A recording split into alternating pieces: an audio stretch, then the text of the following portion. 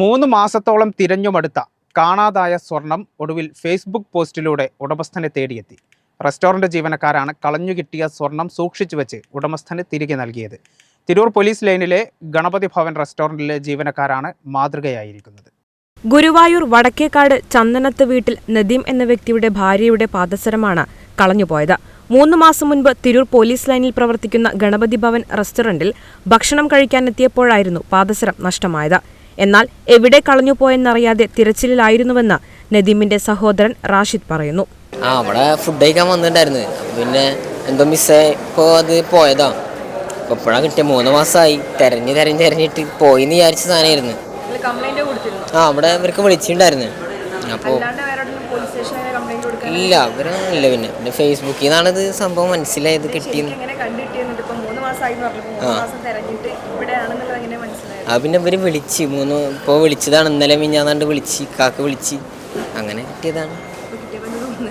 സന്തോഷം. നിക്കാക്കും പെങ്ങൾക്കൊക്കെ ഭയങ്കര സന്തോഷം. ഭക്ഷണമേശയ്ക്ക് താഴെ നിന്നും പാദസരം ലഭിച്ച സപ്ലയേഴ്സാണ് മാനേജ്മെന്റിനെ ഏൽപ്പിച്ചത്. പിന്നീട് മാനേജ്മെന്റ് അംഗങ്ങൾ പാദസരത്തിന്റെ ഉടമസ്ഥനെ അന്വേഷിച്ചുകൊണ്ട് ഫേസ്ബുക്കിൽ പോസ്റ്റ് ഇടുകയായിരുന്നുവെന്ന് സുധീഷ് കോടാത്ത് പറയുന്നു. ഞങ്ങളിവിടെ സ്റ്റാഫാണത് കിട്ടിയത്. സ്റ്റാഫ് ഏൽപ്പിച്ച ഇവിടെ എന്ത് കിട്ടിയാലും ഇവിടെ ഏൽപ്പിക്കുക ഞങ്ങളുടെ പ്രത്യേക നിർദ്ദേശമാണ്. പേഴ്സായാലും കുടയായാലും എന്തായാലും ആഭരണങ്ങളായാലും സ്റ്റാഫിന് എവിടെന്നെങ്കിലും കിട്ടിയിട്ടുണ്ടെങ്കിൽ ഏൽപ്പിക്കും.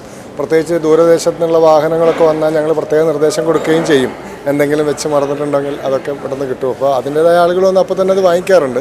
ഇത് കിട്ടാതായപ്പോൾ ഒരാളെ കണ്ടെത്താതായപ്പോൾ ഞങ്ങളൊരു അന്വേഷണം നടത്തി ഞങ്ങൾ ഗ്രൂപ്പിലൊക്കെ ഇട്ട് കണ്ടെത്തി. അപ്പോൾ ഉടൻ തന്നെ ഇവരെ മെസ്സേജ് വന്നപ്പോൾ അടിസ്ഥാനത്തിൽ വിളിച്ച് പറഞ്ഞ് അവർ പെയർ അവരെടുത്തിട്ടുണ്ട്. അങ്ങനെ വിളിച്ച് ഐഡൻറ്റിഫിക്കേഷനൊക്കെ നോക്കി കിട്ടിയപ്പോൾ വരാൻ പറഞ്ഞ് കൊടുക്കുക.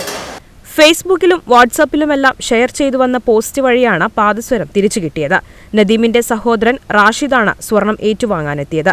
ഗണപതി ഭവൻ അംഗങ്ങളായ സുധീഷ് കോടാത്ത്, സോമൻ, സുരേഷ് കോടാത്ത്, രാധാകൃഷ്ണൻ മറ്റു ജീവനക്കാരും ചേർന്ന് പാദസരം കൈമാറി. 2 പവൻ വരുന്ന സ്വർണം തിരിച്ചു കിട്ടിയതിൽ സന്തോഷമുണ്ടെന്ന് റാഷിദ് പറഞ്ഞു.